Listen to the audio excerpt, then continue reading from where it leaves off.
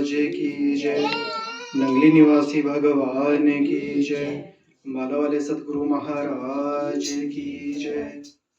नमो सदगुरु सच्चिदानंद रूपम, नमो सदगुरु ज्ञान दातानुपम, नमो सतगुरु सत्स्वरूपम विकासम, नमो सतगुरु भानुवत सुप्रकाशम, नमो सतगुरु बुद्धि विद्या प्रदाता, नमो सद्गुरु सृष्टिकर्ता विद्याता, नमो सद्गुरु वेद ब्रह्मा स्वरूपम, नमो सद्गुरु भूप भूपानुभूपम, नमो सद्गुरु काल कालम करालम, नमो सद्गुरु भक्त मानसमरालम, नमो सद्गुरु दास पापम प्रहारी, नमो सद्गुरु निर्गुणम निर्विकारी, कृपा उदति गुरुदेव के लहर वचन अनमोल, भक्ति योग के भेद को दियो पलक में खोल। बोलो जयकारा, बोलो श्री गुरु महाराज की जय।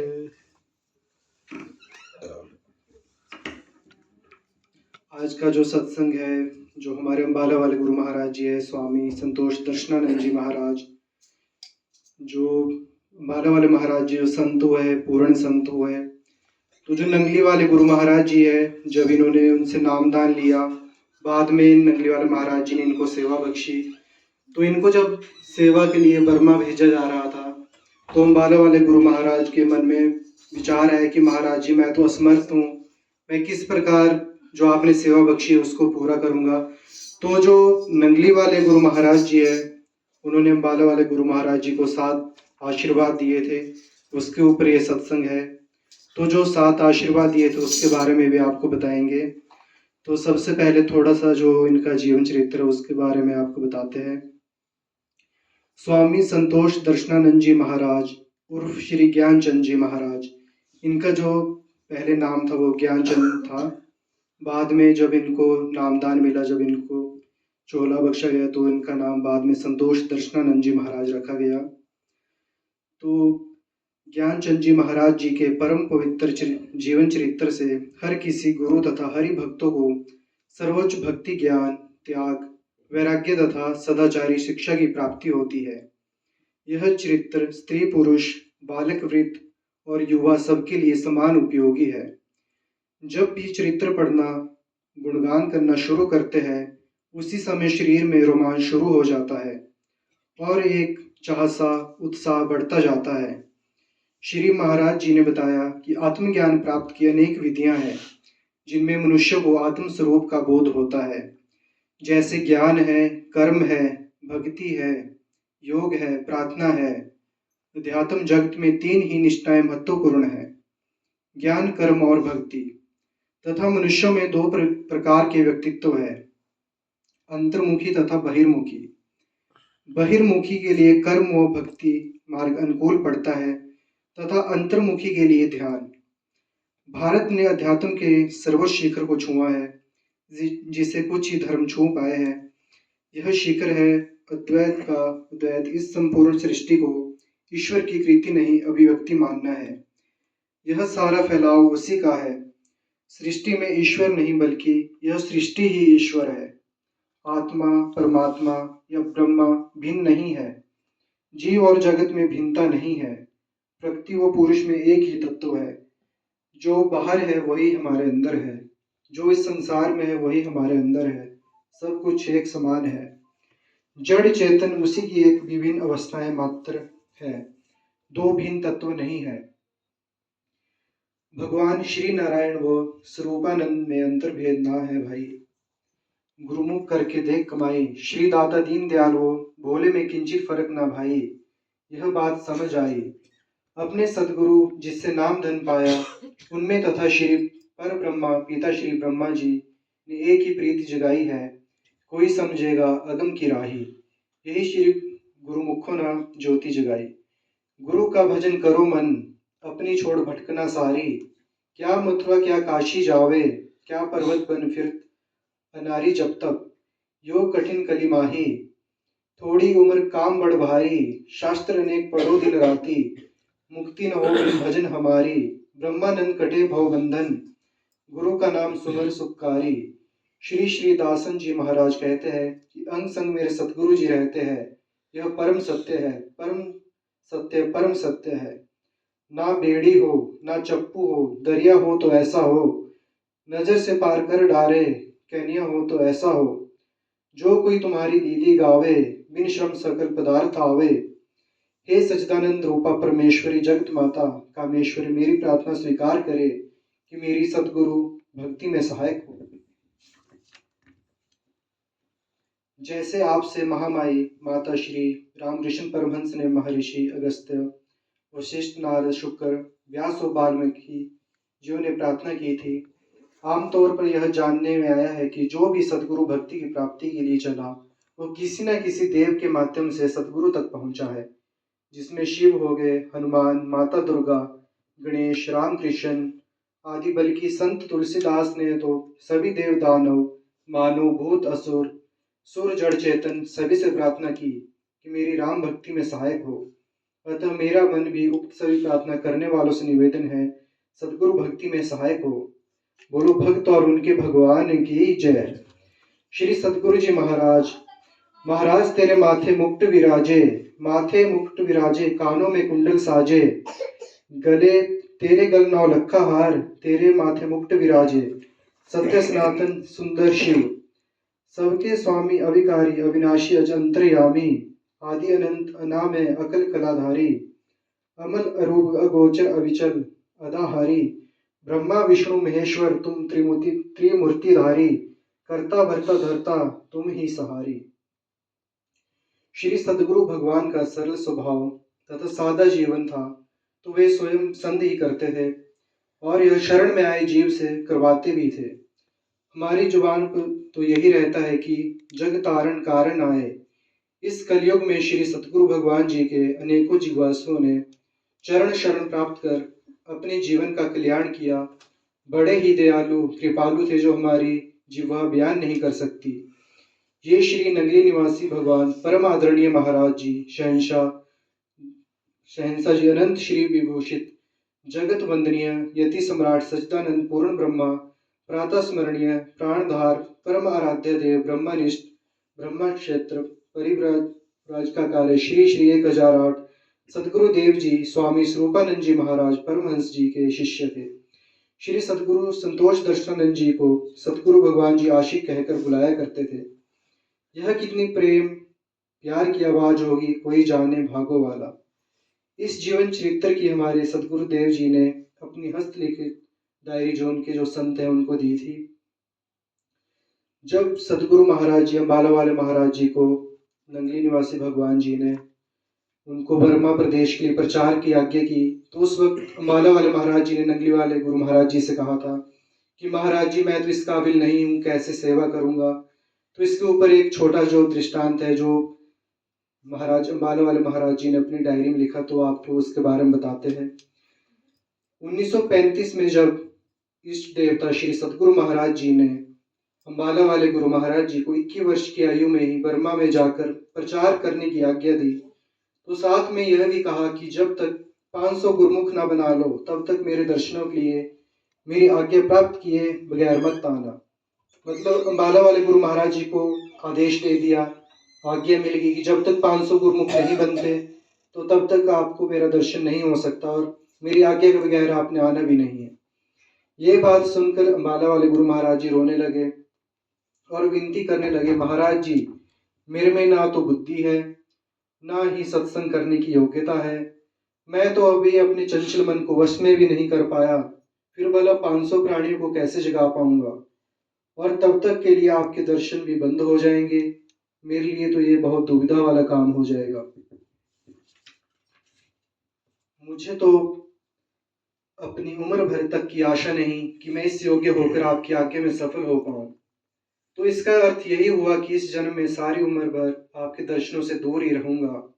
आप दयालु है, दया करें।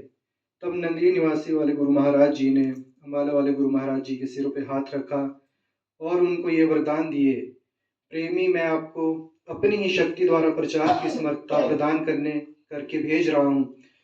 तो जो अम्बाला वाले गुरु महाराज जी थे तो उनको 7 वरदान या आशीर्वाद कह सकते हैं, तो नंगली वाले गुरु महाराज जी ने दिए थे।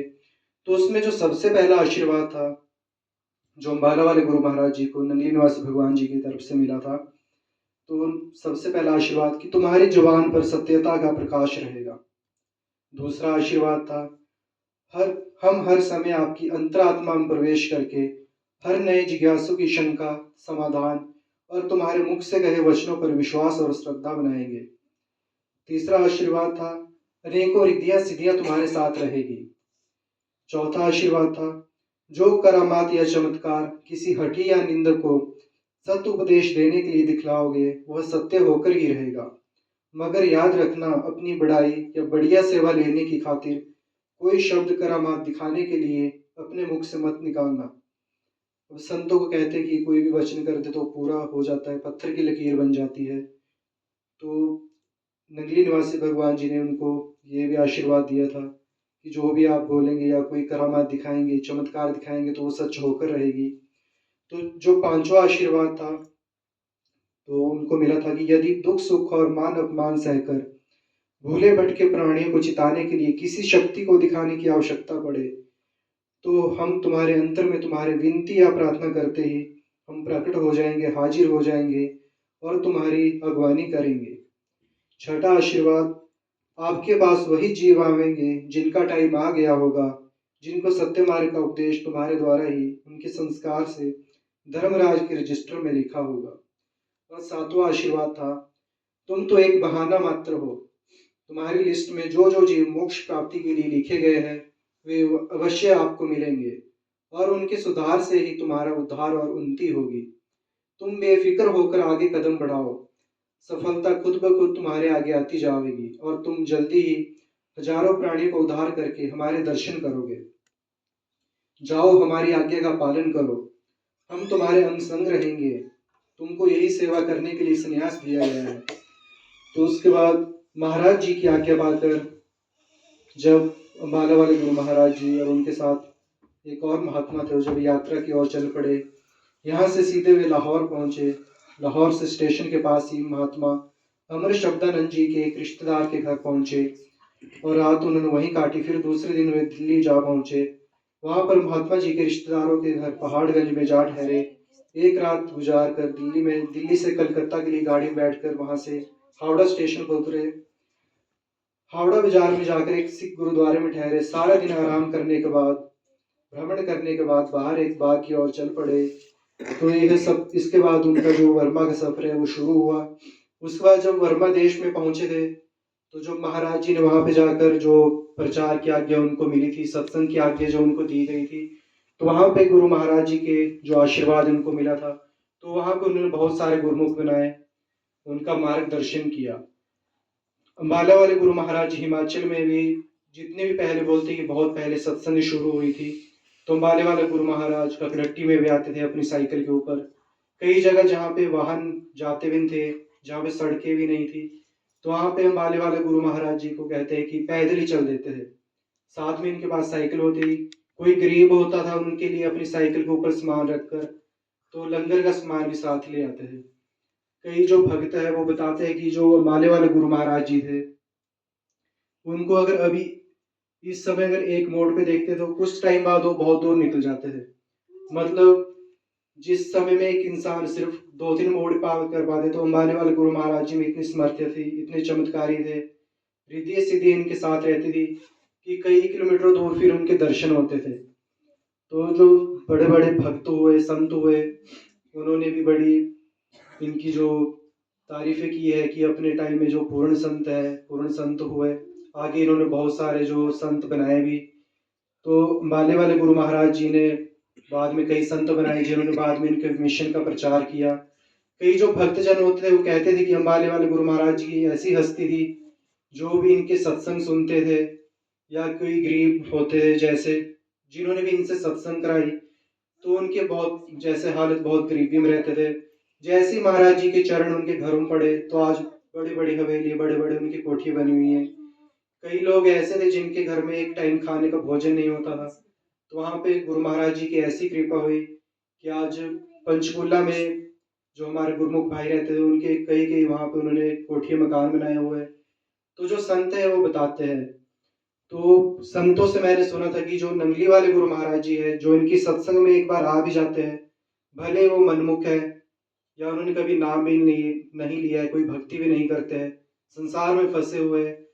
तो एक समय की बात है कि एक महिला जो हमारे नंगली वाले गुरु महाराज जी इनकी सत्संग में जाती थी, तो अपनी एक जो उनकी सहेली उनको सत्संग के लिए ले गई कि आज मेरे साथ सत्संग में चलो। जो उनकी महिला थी वो मनमुख थी, उनका जो गुरु है, भक्ति है, इसमें विश्वास नहीं था। तो उनको ले जाती सत्संग में, वहाँ पे जो संत है, वहाँ पे वो सत्संग दे रहे थे, वहाँ पे नंगली वाले गुरु महाराज जी है, उनका भी स्वरूप लगा हुआ था। तो उन्होंने बोला कि चलो अब सत्संग सुनते हैं। तो जो मनमुख है उनके मन में विचार है कि मैंने क्या करना सत्संग सुन के, मैं यहीं बैठ जाती हूँ बाहर पौड़ी के ऊपर। तो उसके बाद सत्संग चली 2-3 घंटे।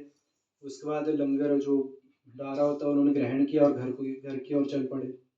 तो कुछ समय बाद क्या होता है, जो उनकी सहेली मनमुख होती है, उनको क्या होता है, दिल का दौरा पड़ता है और उनको जो यमदूत होते हैं वो उनको लेने आ जाते हैं। तो जैसे ही यमदूत उनको घसीट के ले जाते, क्योंकि उन्होंने ना भक्ति की ना उन्होंने गुरु बनाया था, तो जैसे ही बोलते कि भव सागर के पास जाकर वहां से हमें खुद ही उस भव सागर को पार करना पड़ता है। अगर तो हमने गुरु बनाया होता तो गुरु महाराज जी पहले ही आ जाते हैं, यमदूत उनके नजदीक नहीं आते, पर उन्होंने तो गुरु बनाए नहीं थे। जैसे उनको यमदूत पकड़ के ले गए, उनके केशों से खींचते हुए ले जाते, तो वहां पे जाकर जो यमदूत है उनको बोलते कि चल अब इसके अंदर छलांग मार दे, अब यहाँ से तेरे को खुद ही इसके अंदर जाना पड़ेगा। तो वो मना करती रही कि नहीं नहीं, मैं तो इसमें नहीं जाऊंगी, मैं तो मर जाऊंगी। क्योंकि जो आत्मा वो भी डरती है, क्योंकि उनको भी उतने कष्ट होते जैसे एक शरीर को होते। तो जैसे ही यमदूतों ने उसको उस भवसागर के अंदर धक्का मारा, तो वहां पे क्या देखते हैं, नंगली वाले गुरु महाराज जी प्रकट हो गए और जो रूह है उसको अपने कंधे के ऊपर बिठाकर उसको भवसागर के दूसरे पार उन्होंने छोड़ दिया। तो जब गुरु महाराज जी उसको लेने आ गए, तो जो बोलते हैं कि बीच आधी उम्र में कभी जो रूह शरीर छोड़ के जाती, तो उसको जीवन दान मिल गया। तो नंगली वाले गुरु महाराज ने उसके रूह को वापस उसके शरीर में भेजा। तो उसके मन में शंका रही कि ये कौन थे जिन्होंने सोने की चश्म जो ऐनक लगाई हुई थी, सफेद चोला धारण किया हुआ था, मैं तो इनको जानती नहीं, कौन है जिन्होंने मेरी मदद की। तो कुछ दिनों बाद जब वो अपनी सहेली के घर पे जाती है, तो वहां पे क्या देखती है, जो उनका जो पूजा कक्ष है वहां पे नंगली वाले महाराज जी का स्वरूप लगा है। तो अपनी सहेली से जिज्ञासा पूछती है कि ये कौन है और इनका स्वरूप क्यों लगाया है। तो वो बताते कि वही महाराज जी जिनकी सत्संग में हम गए थे। उसके बाद जो सहेली है वो उनको बताती सारी बात कि मेरे साथ क्या क्या हुआ। तो देखो, सत्संग में जाने मात्र से ही जो मनमुख रूह थी उसकी भी कल्याण की जिम्मेवारी जो सदगुरु महाराज जी ले लेते हैं। तो ऐसे हमारे नंगली वाले गुरु महाराज जी है जिन्होंने हमारे ऊपर भी कृपा की है। अब जितनी भी रूह है, जैसे अंबाले वाले गुरु महाराज जी को आशीर्वाद भी था कि जो जो रूह है जिनका मोक्ष लिखा होगा आपके हाथ, तो वो आपके पास आएंगी। तो जो अंबाले वाले गुरु महाराज जी इनके संतों से भी जो नाम लेवा है, तो उनकी जिम्मेवारी भी नंगली निवासी वाले जो गुरु महाराज जी है उन्हीं की है। क्योंकि इनका जो जब इन्होंने नाम दे दिया, संतों ने नाम दे दिया, तो इनकी पूरी जिम्मेवारी जो रोगों की होती है वो ले लेते हैं, तो उनका मोक्ष करा के छोड़ते हैं। अगर हाँ कर्मों में कोई बाधा पड़ जाए, कोई कर्म हमारे फिर से खोटे हो जाए, तो महाराज जी फिर से मनुष्य का चोला देते, किसी जो नीच योनि होती है उसमें जन्म नहीं देते, जो मनुष्य का चोला है उसी में वापस भेजते हैं। और जो रूह के कर्म का हिसाब रह गया उनको पूरा करके, कर्मों का बोझा उतार के, नाम दे के, संतों से मिला के जो हमारा आगे का मोक्ष का मार्ग है उसको पक्का करते हैं, ताकि हम अपने देश वापस जा सके। तो बोलिए जयकारा, बोलो श्री गुरु महाराज की जय, नंगली निवासी भगवान की जय, बाला वाले गुरु महाराज की जय।